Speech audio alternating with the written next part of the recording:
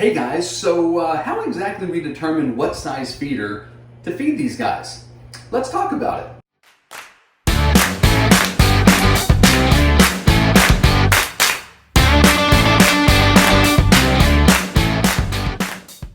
Hey guys, welcome back to the channel. I'm Chris. I'm Carly. And this is CNC Reptiles. We are a father and daughter's team that enjoy keeping ball pythons and sharing our experiences here on YouTube. And if you're new, please consider liking, subscribing, and Hitting the bell. It definitely helps us out, guys. If you give us a follow, hit that like button, that subscribe button, so that you know when we have more content. Okay. So today, guys, obviously, if you clicked on this channel, clicked on the thumbnail, you kind of know what we're talking about today, right? We're talking about how we go out and we buy these snakes, but how do we know exactly which feeder size is appropriate to feed them at any given week? When we first started out about 10 months ago, that was definitely a question that we had, and you would always hear different things, maybe different percentages and things of that nature, and I kind of came up with my own little scientific method, if you will, right, of how we were going to attempt to feed these animals appropriately every week. So a few things before we kind of get into that we need to consider before we even talk about feeding these reptiles is, first and foremost, Carly, what's one thing we've got to remember? The biggest part of the snake's body. The biggest part of the snake's body, right? So what you want to do anytime you're picking a feeder size is make sure that you know the biggest part of your snake's body. So we got a couple size snakes here, right? So this is Cutie, who's not wanting to behave. All right, so right about here is the largest part of Cutie's body. Okay, so kind of where this first saddle starts to where this saddle starts, that's the biggest part of her body. So if I were to kind of reach around, my middle finger and thumb just come together, right? They just come together on Cutie. And that's the biggest part of her body. So when I'm looking for a rat to feed her, I want to keep that in mind, that the biggest part of her body is about that big around, okay? So let's talk about Peanut here. Why don't you switch me real quick? Take that finger off. So Peanut, who's obviously a little smaller, we haven't had her quite as long, but the largest part of Peanut's body is going to be right in here, right? How pretty she is. She just shed, so even though she just shed, she's just gorgeous. So that's the largest part of her body. So if I do kind of the same thing, I don't really want to squeeze, but basically my middle finger, right, the crease of my thumb right there, my middle finger just on the outside of that, okay? So definitely not as big as Cutie, which we wouldn't expect her to be, right? But that's what you want to keep in mind when you're selecting your feeder for your snakes. So, Carly, what's the second thing that we want to keep in mind? You want smaller than bigger. Smaller than bigger. So, the reason that I have these two particular snakes out is there is kind of a method to my madness here. So Miss Peanut here just went over 500 grams. In fact, she was 507 grams whenever I weighed her today, okay? Cutie is just over 900 grams, so she was 908 grams. So why do I bring that up? Because we want to choose smaller rather than bigger. So they're both right on the cusp of being able to go up a size in rodent, okay? So this girl, and we'll talk about the daddy here in a second, could technically probably take about a 50-gram rat. She could probably take a 90-gram rat. However, two reasons. I actually don't have any 50 or 90-gram rats, but I want to actually give them at least maybe one or two more meals. This one in a high 40-gram rat. This one will be in the 80s, actually for quite a while. We'll talk about that in a second. But we want to go a little smaller rather than bigger for two reasons. First, they may not take it. If you give them too big of a meal, they may not take it. They could wrap it or strike it and wrap it, but they may just leave it. They may not actually eat it because it's just a little too big for them. Second, they have the possibility of regurgitation, and that's really the worst of the two, right? I mean, if your snake regurgitates, all that stomach acid comes back up through the throat and out the mouth, and you're probably looking at a minimum of 2 weeks to let them heal before you can really try to feed them again. So really smaller is always better than larger if you're kind of in between, right? So the third thing is obviously your process of feeding, right? And we've done plenty of videos on this, and we'll try to link a couple here, but very quickly we feed at about between 9 and 9:30 at night. We pull the larger rats out at about 3. We pull the weans out for the others at about 5. Come in and flip them all at about 7. And by the time we do all that, we do it here in the snake room. So as they're thawing out, that scent of rat is just kind of enveloping the room, getting all the snakes ready to eat. It do not smell good. Yeah, it definitely smells like rats once they're all thawed. Smells good to them. That's right, not to us. So they're all ready to eat. We give them about a 45 to 50 second heat on the head with a blow dryer.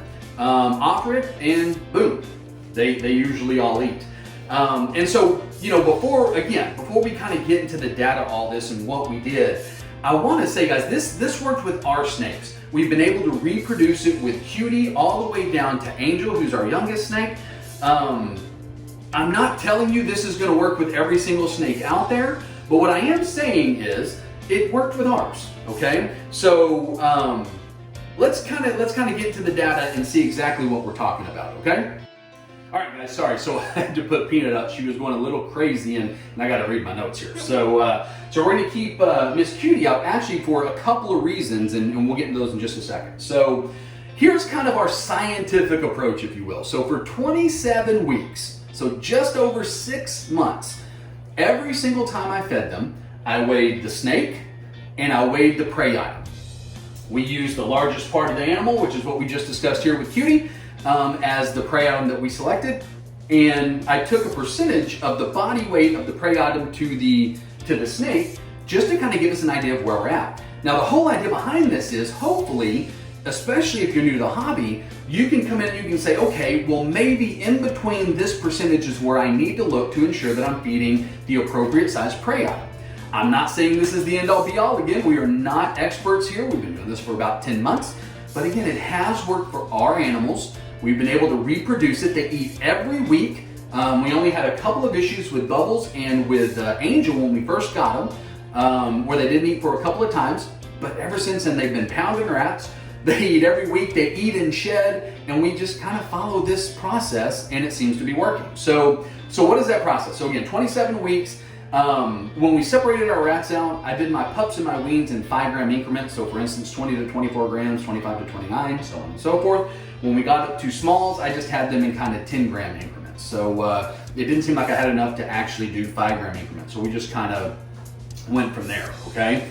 So keeping in mind the 3 things we talked about just a second ago, from 100 to 125 grams, we found that every time they ate, it was somewhere between 17.5 to about 20% of their body weight, okay? So for a 100-gram animal, which is actually where we got Cutie at 97 grams, she ate anywhere from basically a 17-gram, I guess that would be a rat, wouldn't be a pup at that point, I can't remember what they're, maybe a fuzzy, to a 20-gram fuzzy, okay? So she had a few meals there. Once you got to 125 grams to 150 grams, that shifted a little bit.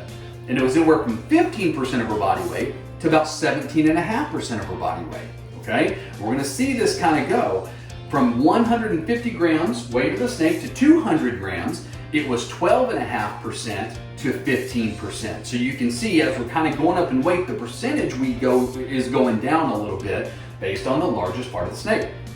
Now here's the biggest part. So 200 grams to 450 grams, we were between 10% and 12.5%. Although the majority of the feedings in that time were much closer to 12.5% than 10%, okay?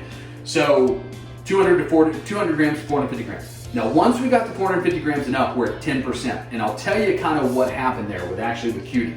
Cutie was 453 grams and I fed her a 51 gram small rat. That was only 11.25%, so 11.25% of her body weight. She took it, she ate it, no problem, right? We'll always come in about an hour later just to check on everybody, and it scared me with her because she was halfway out of her hide, completely turned over on her back, with her belly straight up, and I thought she was dead. I really did. She wasn't dead, obviously, but I think it was just too big of a meal. And at that point, I was like, okay, that's it. So 450 grams on up was 10%, and that's where we've stayed. And again, we're seeing great growth. The snakes are healthy. They eat every week. They eat and shed, all of that. Now, one of the things I will say about in shed, and we'll see this with Bubbles, because Bubbles is in shed right now, we actually will go anywhere from 20 to 30 grams less in feeder size when they're in shed. So for instance, Bubbles has been eating, I think she ate an 81 and an 82 were the last 2 meals that we fed her, an 81 gram and an 82 gram small rat. Because she is in shed, I will bump that down to probably in the 50s. So I'll give her maybe a 55 to a 60 gram small rat this feeding. I have found that if we bump that down, they take it, right? And she may take one that's more appropriately sized for her, but you know, this almost guarantees that she's going to take it, right? And so, so that's really the only deviation we keep from this is when they're in shed, we'll bump it down some. Now, with Cutie and Bubbles, here's the other thing. So Cutie just went over 900 grams, right? Well, that's a medium rat from where we get our rats from at, where did we get our rats from? I can't remember. I'll put the link. But where we get our rats from, Big Cheese. Good Lord, man! I tell you, it's been a long day. So from Big Cheese, a 90 gram is a medium. Well, you only get 10, and they range from 90 grams to 179 grams as a medium, right? So at 900 grams, 10% is 90. Well, I can't guarantee all of them are going to be 90 or 100 grams. There's probably going to be some 120s, 30s, 40s, so on and so forth. So with her and with Bubbles for the foreseeable future, they're probably going to be on 80 gram smalls. The cool thing about that is I don't really have to measure anymore. I can just pull one out and know they're going to be able to take it because it's going to be less than 10% of their body weight, right? So that's really kind of where the only deviation is going to come from this, at least probably for the next 3 months until she gets to about 1,200 grams is probably where I'll feel comfortable moving her up to mediums, because at that point she'll probably have a good variety of things that she can take. And like we said in our second point, it's okay to feed a little bit smaller than to feed bigger, and we'll always err on that side. So that's basically it, guys. That's kind of the info that we have. So what we'll do now, this is going to be a feeding video on the last half of the video. I'm going to show you, we're about to pull the rats out for Cutie and for Bubbles, and I'm going to show you kind of what that looks like. We showed you the largest part of her. I'll show you what that looks like as far as a large 80 gram rat and how that looks. So give me just a second, let me pull that out. All right guys, so real quick, we're going to show you, so here's a rat. This is an 87 gram rat, obviously well within what she can eat, and you can see the biggest part of her right there. That's going to, now this is really, really flat, right? So it's going to look a little big, but it'll fit. I should probably put it over here even. And you can see just, I mean, look, it'll fit perfect. Fit perfect right in there. So that's 87 grams. Really, the difference between this and an 89 is not much. So that's what you're talking about. Biggest part, right? Fits in there nice. And there you go. So the next thing we'll show is actually feeding, and then we'll show after she eats kind of what it looks like inside of her, okay? So the next thing you'll see is feeding. So if you don't want to see a feeding video, I would just stop it right now. So we'll see in a second, guys. All right, guys, we've got Angel here. You can see she's kind of perusing that tub. So let's see. Where's she at? Oh, there she is. There we go. She does so much better when we don't, or when she gets it right on the head. If she doesn't get it on the head, it is usually a no-go for her to eat. So, got that thing pointed straight up there. There we go. Alright guys, we're set up here for Peanut now. So she's right here at the tub also, so she's ready to go. There we go. Nice good strike. Never really have a problem with her. Alright. Alright guys. Got Kalahari down here. I think this is good. She is a pretty hard striker. She's in the back. Ah, there she goes. She sees it now. Woo! Man, she's quick.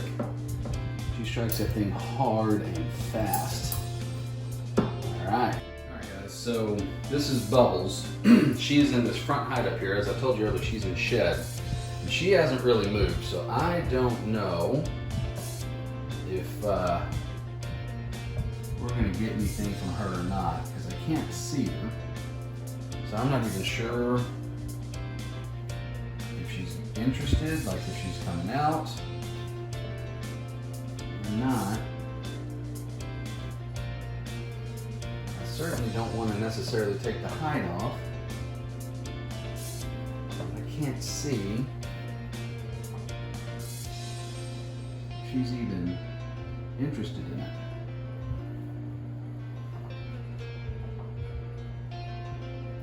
She certainly doesn't seem to be moving, so I'm gonna leave this right here. All right, guys, so it's Cutie now. So we're gonna get her to take it, and then I'm gonna see if she'll let me record her actually taking it down. She hasn't ever before. She's in the back there. There she is. Come on, big girl. Come on, big girl.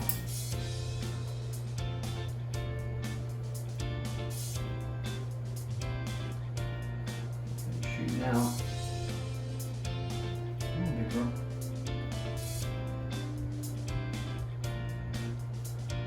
She's poised. Come on. Come out.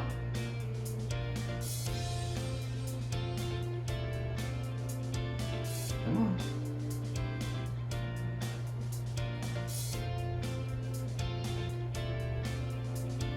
You want it or what? There we go. I figured you wanted it. Alright. So, she's never let me record her before, but I'm going to see if I can switch this over to time lapse and see if we can get a recording on this. So.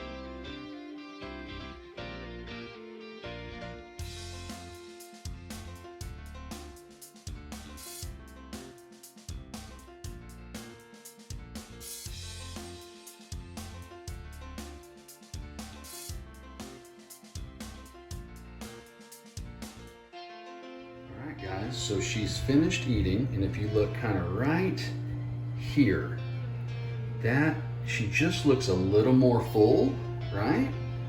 Let's see if we can come around this way some. Just a little fuller than maybe the rest of her body looks, right? Not like she swallowed a football, not like she ate too much necessarily, but just a little fuller. So that is it from beginning to end. All right, guys, so there you have it. So another successful feeding night. So Bubbles did actually wind up taking her rat. I had to leave it in there though, so she didn't strike it. I left it in there, turned off the lights, and came back and it was gone. So everyone wound up eating. She is getting a little particular, I guess, while she's in shed, as some ball pythons can. Ours haven't so far. Could turn out that she might be the first one of ours that really during shed just maybe isn't going to want to eat. So we'll just keep an eye on that. She did shed a little quicker this time. So she's been shedding every 8 weeks. This was the 6th week. So, you know, we'll take a look. We'll see kind of how she does here in the future. But overall, guys, I hope this helps. I hope watching the whole process from beginning to end helps and maybe answer some questions that you may have. So that's all for this video, guys. We'll see you in the next one. Bye.